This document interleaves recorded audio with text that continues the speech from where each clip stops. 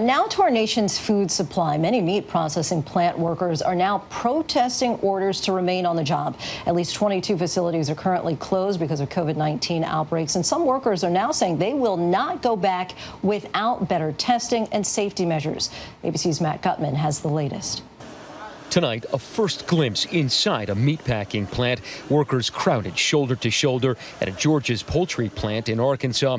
You can see them pushing through that plastic sheeting, masks down. No social distancing. Worker advocates say this was shot just this week. And here at a Tyson plant in early April, workers sitting around open tables. But this is what Tyson, which says it's committed to protecting its workers, says break rooms look like now, adding those dividers. What do we have going on? In Arkansas today, police called in to escort protesters off the property at this poultry plant. Labor organizers saying these essential workers are in jeopardy. They are just waiting to see when are they going to get sick, and if they're going to get sick, if they're going to die. And if we don't protect them right, we are going to see a food crisis, we're going to see a health crisis, we're going to see an economic crisis. Across the country, more than 6,500 meatpacking workers infected with COVID-19, the virus killing at least 20 of them, including at least 6 from this beef plant in Colorado. At least 22 meat processing plants shut down nationwide just over the past 2 months. Concerned the shutdowns would trigger food shortages in America, the Trump administration on Tuesday giving meatpacking plants wide latitude to reopen as long as they follow federal guidelines. I think we're having these plants prepare to open in days, not weeks. Some maybe by the end of this week. Our thanks to Matt Gutman for that. And for more on this, let's bring in Senator Tammy Baldwin of Wisconsin. Thanks so much for joining us, Senator.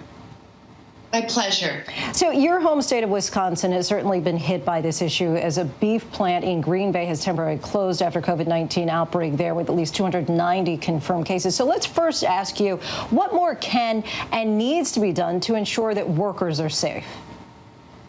Yes, so first of all, we have multiple meatpacking plants that are currently closed because of outbreaks in those plants. And it's clear that while workers at meatpacking plants are considered essential workers, and this is part of our food supply chain, we cannot and should not demand that workers go into a setting where they're putting their very lives, their health, and their family's health at risk.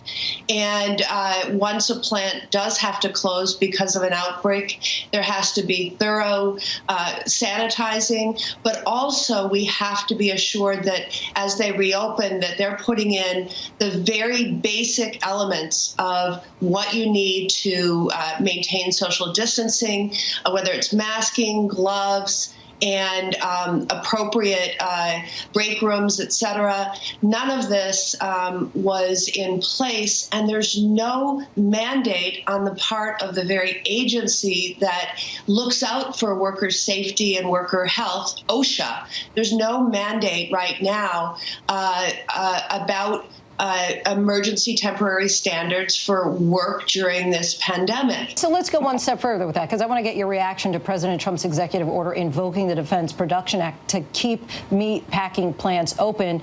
Therefore, you've already expressed that you are concerned that essentially this order gives a pass to companies to reopen or stay open without mandatory guidelines on safety measures. So what's next?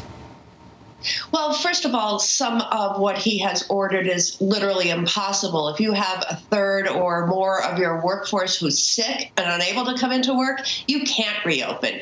But I think that we have to go far beyond that and say that they should not reopen until we can have in place standards for the protection of those workers.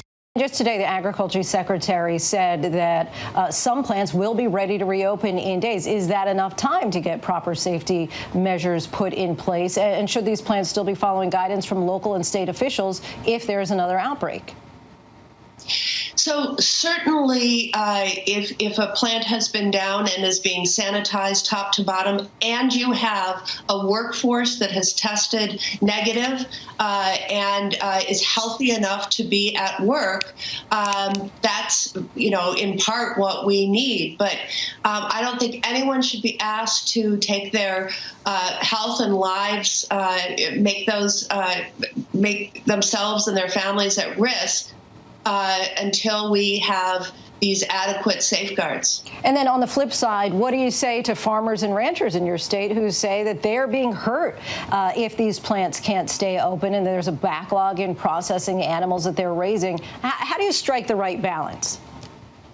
Well, it's very difficult. I have to tell you that long before we were seeing huge impacts in the meatpacking industry and livestock farmers, we've been seeing a devastating set of impacts in our dairy communities where literally milk is being dumped because of disruptions in the food supply chain. We've seen such increased consolidation in the meat packing industry with very few companies really processing vast majority of the meat supply we have. What it's meant is that the factories have grown bigger. It's harder to socially distance, and the capacity for a devastating outbreak has increased. And so, again, we need to focus on essential workers right now, and then moving beyond as we gradually start to reopen our economy, we need to make sure we have standards in place for the next wave of workers who will return to workplaces. Senator Tammy Baldwin of Wisconsin, thank you so much for your time. We appreciate it. Thank you. Hi, everyone. George Stephanopoulos here. Thanks for checking out the ABC News YouTube channel. If you'd like to get more videos, show highlights, and watch live event coverage, click on the right over here to subscribe to our channel. And don't forget to download the ABC News app for breaking news alerts. Thanks for watching.